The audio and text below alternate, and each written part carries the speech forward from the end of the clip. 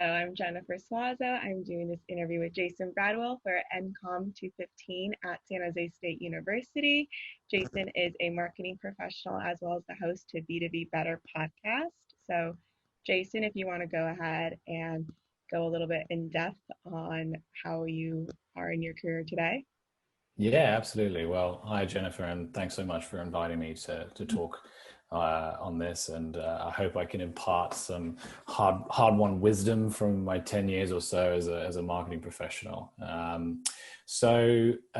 were talking a little bit about it before the call, but my background and how I got into marketing is quite an unconventional path in some ways, but actually I think it's actually a very familiar story to many people who end up in this amazing career. And that is, I never set out to become a marketer, and I never, anticipated that I'd be where I am today, which is as the Senior Director of Product Marketing and Communications at a global technology brand. And as you say, host of B2B Better, my podcast. Mm-hmm. I went to university here in England, the University of Winchester, and I studied drama of all things. And I spent 3 years on stage, quoting Shakespeare and doing improv, and thought that was going to be my life, because that was my passion. And finished university and quickly realized that if I wanted to put food on the table, at least, temporarily, I would need to get a quote unquote, normal job. And fell into a bunch of different things. I did bar work, like, everyone in their early 20s. And I worked at a cell phone shop and wound up doing, working in a sales position at a very small consultancy in the online video space, the OTT sector. So over the top video, being things like Netflix and, HBO Max and that kind of thing. Mm-hmm. And just from there, in that sales job and learning about that space and starting to kind of work on the blog and, other marketing activities for that small company, wound up where I am today. So yeah, that's a little bit about my background in a nutshell. Yeah, and how would you describe your personal brand? Because I'm sure going from theater and wanting to be a stage director to, marketing, you had to pretty much adapt and learn how to sell yourself in a different light. Yeah, absolutely. I mean, I felt a lot of the skills that I picked up, early on in my career, particularly around the kind of the acting piece, were transferable into a marketing role. Being able to think on your feet, being able to kind of, react to new situations, to have the confidence to kind of get up and pitch a new idea. A lot of those things you learn about when you're training to become an actor, and I think a lot of them have served me really well, in my professional marketing career. In terms of my personal brand, I'm still developing it, to be honest. Just back to my theater days, I always anticipated I would be behind the scenes. I always anticipated I would be directing or producing. And that is something that I've kind of carried through my career up until now. I've always wanted to kind of shine the light on, the people within the businesses I've worked at, that are the experts, so to speak. And it's really only been over the last, since pretty much the beginning of this year, January 2020, when I really started putting myself out there as someone who wants to kind of comment on marketing as a profession. So I think that's kind of the beauty of this stuff. Your personal brand is never really complete. It's always evolving. And it's, the fun part is trying to figure that out as you go along. My real focus is just on offering kind of practical, creative advice to B2B businesses on how they can make their marketing be better than boring, but also in a meaningful way that can help impact their growth. Just trying to kind of demystify B2B marketing for people who maybe aren't so, familiar with it. Right. And I'm curious on what led you to start a podcast, especially in such a saturated market. Absolutely. Well, there's no question that there's a ton of content out there, right? Like, you only have to type in marketing or content marketing or something like that into Google, and you're presented with kind of like tens of thousands of results. But I always felt that there was a gap. There's an underserved segment of marketers and businesses in the B2B world who, what they're looking for is creative, practical advice that can be achieved on limited budgets, limited resources, and perhaps not, the greatest of expertise, and how marketing can really help facilitate growth. And that's my background. I come from I've worked in, multi-million-dollar organizations who you would anticipate would have a really kind of robust, marketing function within them, 20, 30, 40-year-old companies. And you actually kind of lift the hood and you can find that there's maybe one or two really stressed out marketers in there who are, just kind of through no fault of their own, ticking those kind of marketing check boxes that everyone feels need to be checked year in, year out. We need to put a press release out around a new product launch. We need to attend the same trade show that we've always attended. And, now more than ever, we're in a position where that can no longer be the norm in B2B. You need to take it seriously and you need to really invest in what your brand means. And you need to equip yourselves and the people working for you with the ability to do that. And, that can sometimes be quite hard to unpack in some of these more high profile case studies and high profile pieces of content around, these big organizations, B2B organizations like GE and Cisco and, Salesforce, who are, by and large marketing led organizations. So, that's who I'm trying to talk to with B2B Better, because that's who I am. Right. And what has been the reaction you received from others? The reaction has been really, really good. I like telling this story. So when I started B2B Better, I had one episode planned, and I recorded it with a friend of mine called Hermione, who's a great copywriter. And, I published it and I was really excited, personal project that I've been working on for a long time. And I was just keen to get it out in the world. And then I realized I haven't got any follow-up content. I've only done one episode. What have I been doing all this time? And I sent out 5 or 6 invites to people I admire in the industry, just testing the waters to see if they would be interested in attending or being on the podcast, thinking that maybe one of them would get back to me and it was going to be like, I'd have to go through their PR people. It was just going to be a whole thing. And all 6 got back to me within 2 hours. And I, spent weeks recording and just working my way through all of those interviews before I even moved on to like the next round of organization of interviews. So from a guest point of view, I think there's been a lot of amazing support that I'm really, thankful for. From the listener's point of view, I've had a bunch of people reach out to me who often who find themselves in situations where maybe they are the solo marketer within a B2B organization, and just saying thanks pretty much that there is now a podcast or a content source out there that's really kind of talking to them. These people that are strapped for time, strapped for resource.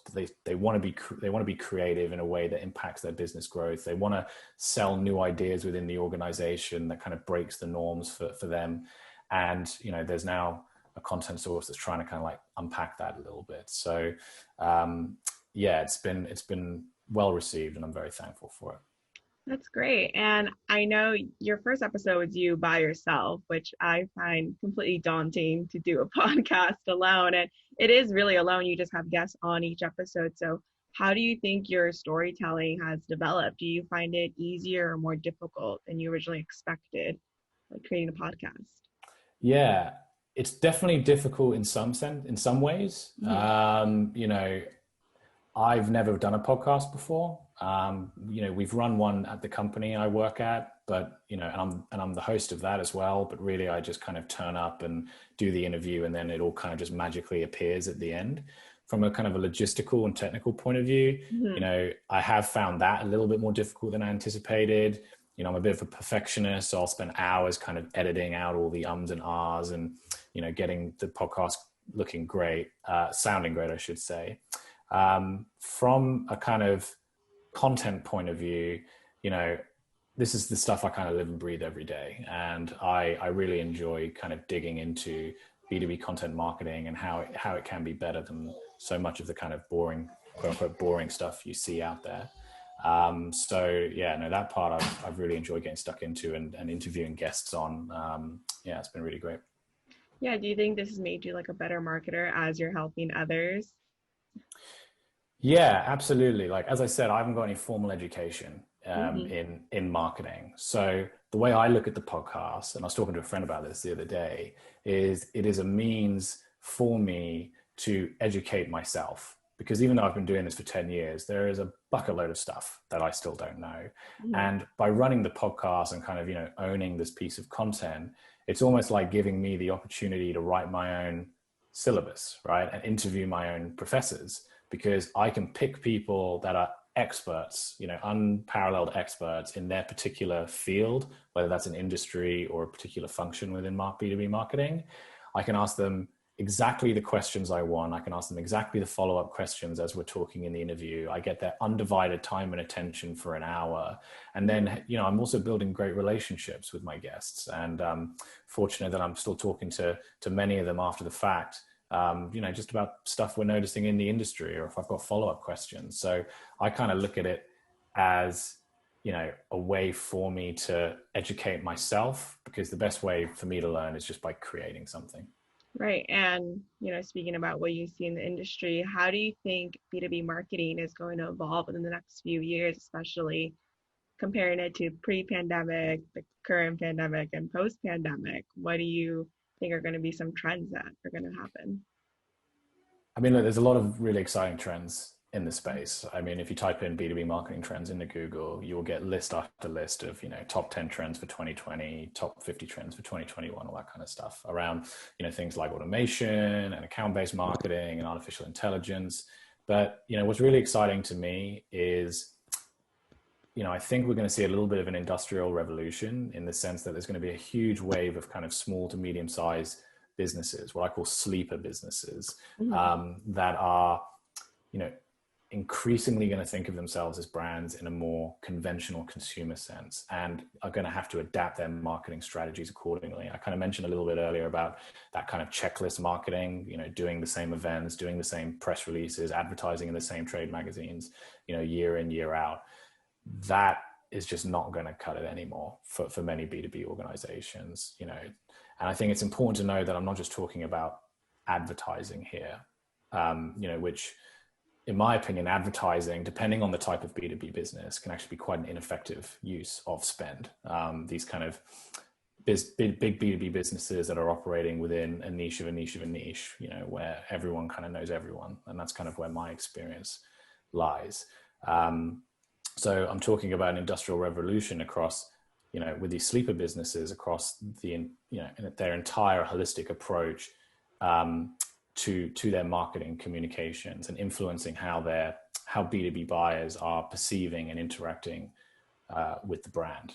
And I think that largely comes down to the experience that you're providing to your leads and to your potential customers. I was reading an article actually earlier today, which was an interview by a guy called Brian Whipple, who is the CEO of Accenture Interactive, I think. And he said brands are built on experience. They're not built on advertising. And I think he's absolutely right. And particularly in B2B, there is this huge opportunity for a lot of B2B businesses to differentiate themselves and stand out from the competition by really lasering in on the buyer experience, from, first learning about a supplier, making sure that it could be just as simple as just ensuring that you're investing in just nice quality design for your white papers, which is, sounds simple, but there's still a lot of, content out there that doesn't take that into account. And, frankly, it's a bit rubbish, all the way through to becoming, an advocate for the brand. How do you create an experience that will turn a B2B buyer into an advocate? So it touches on all parts of the marketing function, from product marketing to demand generation. And I think we're going to see, a lot of these kind of sleeper B2B businesses who maybe have been doing things in a certain way for many, many years, really start to kind of like wake up and start really taking seriously things like kind of content creation, content marketing, account-based marketing. Where are they placing their sponsorship money? How are they activating events, both their own branded ones and, external? I think it's just going to be a tidal wave of interesting stuff. And hopefully remove the boring stigma from B2B. Yeah, that's it. Mm. And I do think that is slowly being kind of chipped away. And I'm always a little bit hesitant to use the word boring because I think it does do, maybe it does do a little bit of an injustice to the hard work that so many B2B marketers put in out there. And you know, largely, you know, when you do see, you know, boring B2B marketing, it's usually a symptom of its environment. You know, it's just not, there's not enough investment, there's not enough people to really kind of, you know, fully activate a campaign. You know, so I think that's going to change. I'm very excited for that to change. Yeah, and for any, this is going to go to students. So for anyone that wants to enter a career like in B2B marketing, what advice or tips would you have for them? So I one time worked for a guy who, you know, he had spent his entire career, he was my boss, and he spent his entire career working for kind of big corporations, right? Like Apple size corporations. And towards the kind of mid to twilight of his career, he was moving into kind of more startup environments. And, you know, he always said to me that if I was giving advice to like a new person starting out in marketing, I would tell them, you know, go work in a big corporate environment where, you know, you are just, you know, excuse me, my daughter's crying outside. I hope it's okay. You know, where you are, you know, one part of a whole, and, you know, you've got lots of support around you, and you can really learn to thrive in that environment before taking that experience into a more kind of nimble, flexible, agile startup situation. My advice actually would be the opposite, because that's my experience. You know, Mm-hmm. I worked for a company of two people, myself included, you know, when I first started my career. And that gave me exposure to so many different elements of the marketing funnel. And it gave me so much exposure to senior, you know, industry execs that otherwise I would never have had the chance to kind of actually get face-to-face time with. Just by virtue of us being such a small company and me being, you know, the right-hand man of my boss, so to speak. So I would say, you know, if anyone's on the fence of should I go work for a, you know, a big, well-established, well-funded organization, or maybe a slightly more risky, you know, startup that's just got like a handful of people, but they want to move fast and do something really cool, you know, I wouldn't be so quick to discount that, even if it is a little bit scarier, because I think, you know, my experience, you know, it's just given me, as I said, just so much working in that environment, it's given me so much exposure to things that would have taken me years to get exposure to if I'd gone down the other road. Right. And then how would you compare B2B and B2C influencer marketing? I mean, influencer marketing isn't reinventing the wheel, but there are like differences in the industry. Are you seeing the same shift from micro to or macro to micro influencers in B2B just as they are in B2C? Yeah, I mean, look, depending on the type of B2B business, I am not sure that there are macro influencers. I mean, there are in some cases, like if we're talking about SaaS, you know, and Slack, for example, you know, Mm-hmm. where every business in the world could use that, and you could just, you know, hook up a technology influencer to talk about your product and you know, see good results off the back of that. You know, my world where the businesses I've worked for are niches within niches within niches, you know, your influencers, you know, often are your customers, right? Like, you know, maybe there isn't anyone else that would hold sway with your potential customers other than customers themselves. Mm-hmm. I think with B2B influencers, you have to do this with B2C as well, but really in B2B, you have to be super selective about who you're picking to kind of represent and advocate for your brand. I mean, what I've found is it's often hard enough for people working for the organization to effectively market and communicate the value proposition of a B2B organization. I mean, hell, like I've worked for some complicated companies for years, and to this day that I still am not entirely sure on exactly everything we do. So you need to be confident that the person that you're going to work with, who is going to act as an advocate of your brand, can truly understand the value it can bring and sell that value to their audience in whatever way, in whatever format that exists. And that in turn naturally will lend itself to probably someone that you work with or a group of people you work with over a long period of time. You know, I don't see in B2B influencer marketing, I don't see quick wins. You know, they have to be long, established, trusting relationships built over a long period of time. The other thing I'll say on that is, you know, I think there is also, I'd advise anyone kind of looking at influencer marketing in B2B to consider the kind of analysts within your trade or within your space, because I think they're sometimes an untapped resource. I mean, I've worked for companies that have put a lot of emphasis on building and nurturing relationships with kind of trade media, journalists, which is obviously very important, but overlook the analysts who working for research analysis firms and who often are advising your potential customers, particularly when you're talking about big enterprise solutions in the technology world. They're advising your customers on who they should be shortlisting for RFIs and RFPs. You know, the consultancy I mentioned at the beginning that I work for, me and this other guy, you know, we were brought into a project where we basically had to, for a broadcaster, had to create a list of potential vendors that could fulfill a technology need that they had. And that required us, as I mentioned previously, to have a deep understanding of exactly what it is they were selling.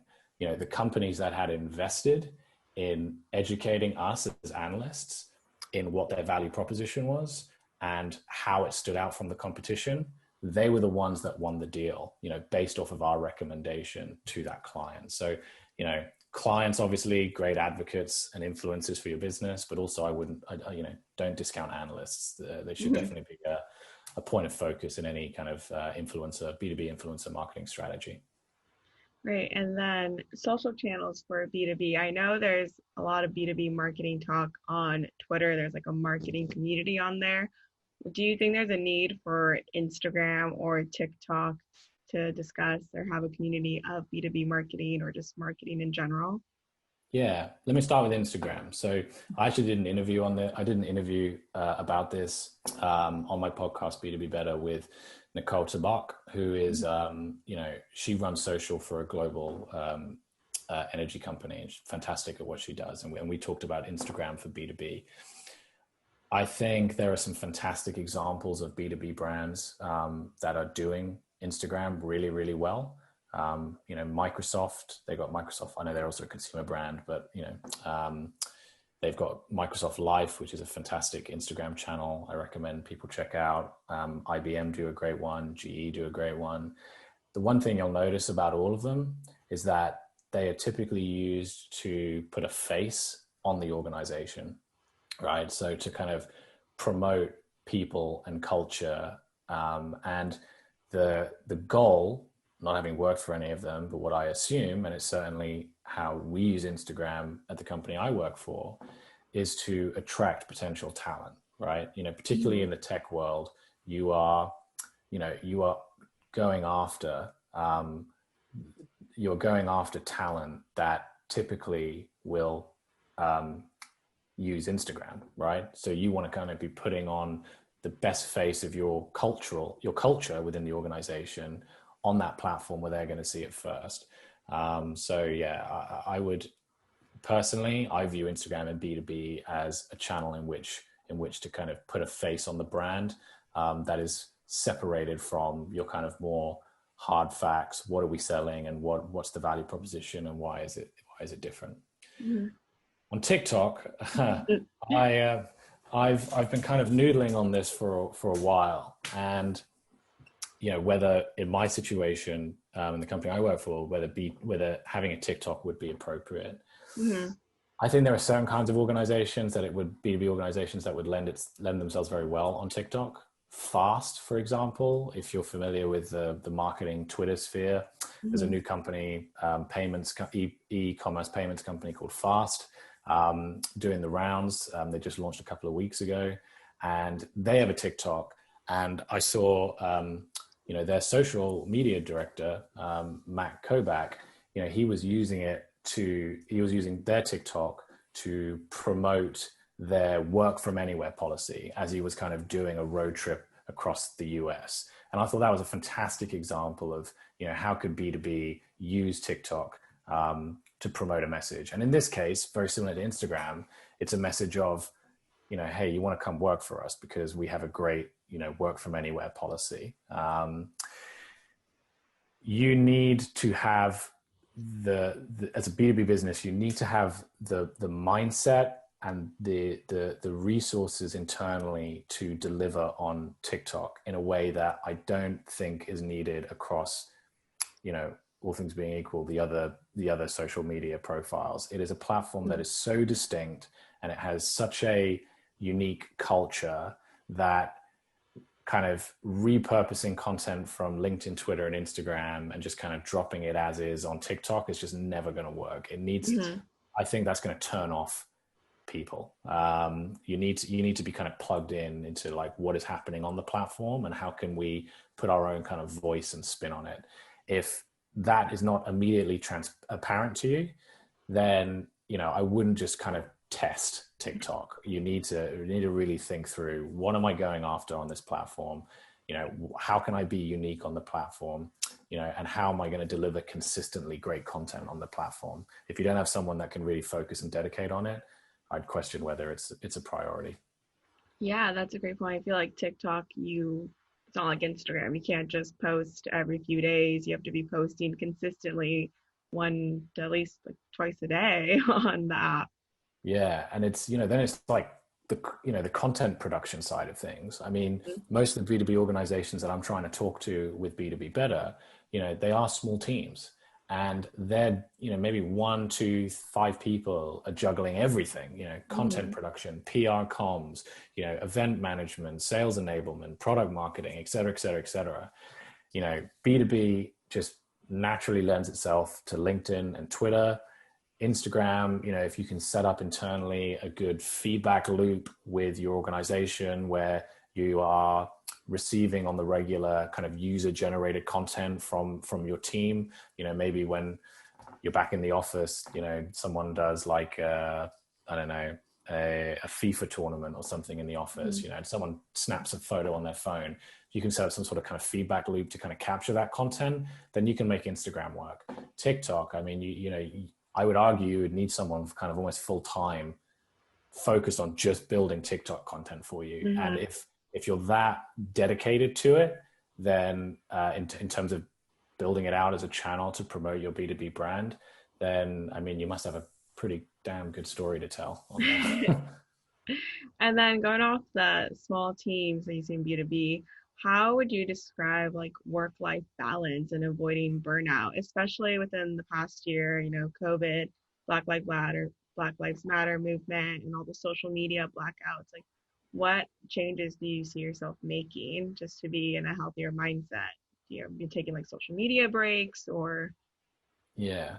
I mean, look, personally for me, I work from home all the time anyway, right? Before COVID. So I've been doing so for most of my career. So I'm fairly accustomed to this kind of way of life. I'm fortunate to have an office in my house. I'm comfortable closing the laptop, 6 o'clock and kind of, going downstairs and being with my family.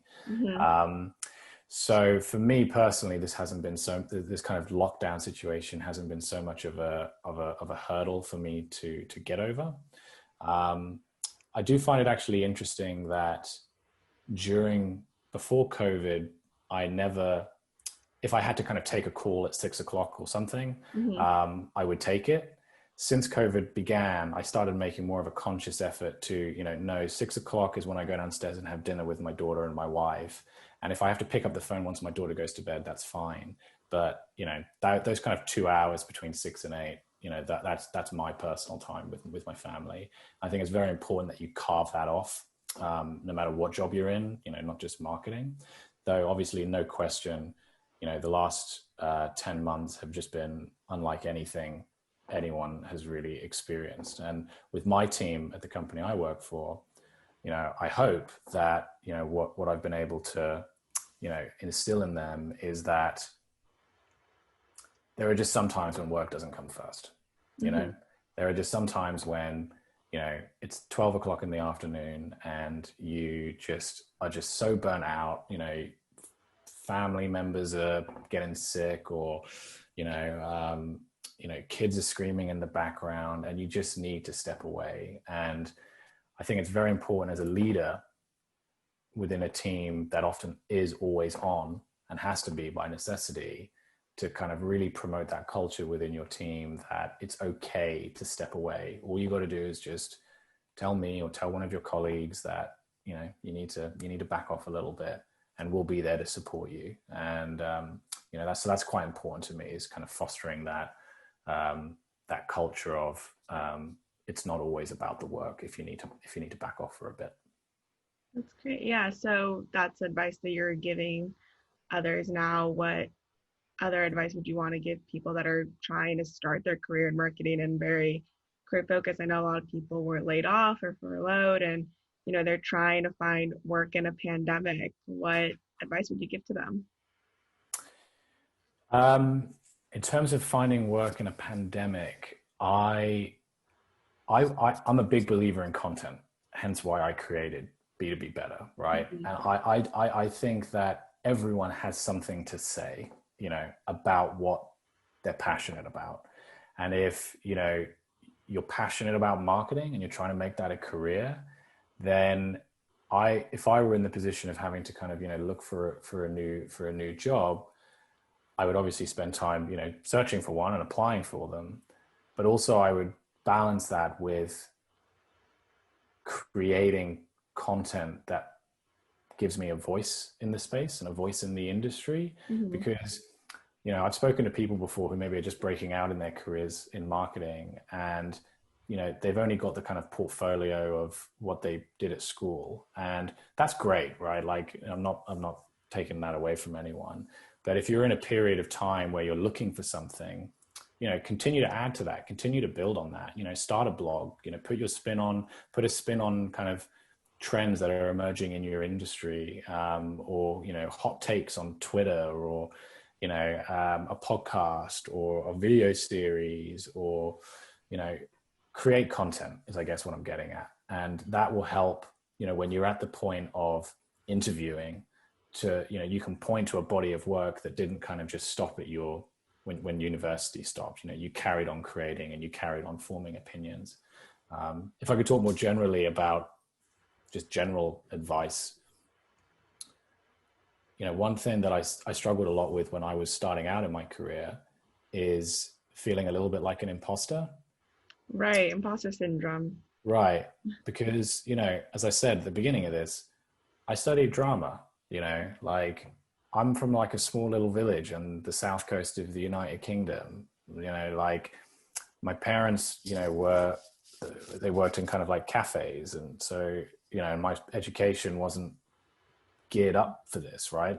But somehow I've managed to make it work. And I guess what I'm saying here is just have confidence that you deserve a seat at the table, whatever table that is. Your ideas do matter, and there is value in them. And, you may be sitting across the table from, a 20-year veteran, but that doesn't mean that they know more about TikTok than you, right? Or that, you can't create a creative campaign or a piece of storytelling that, just resonates better with customers than they can. Mm-hmm. You deserve a seat at the table, and your ideas are valued and valuable. Great. Thank you. I think that's all my questions. Thank you so much for doing this interview with me for my class. Stop recording.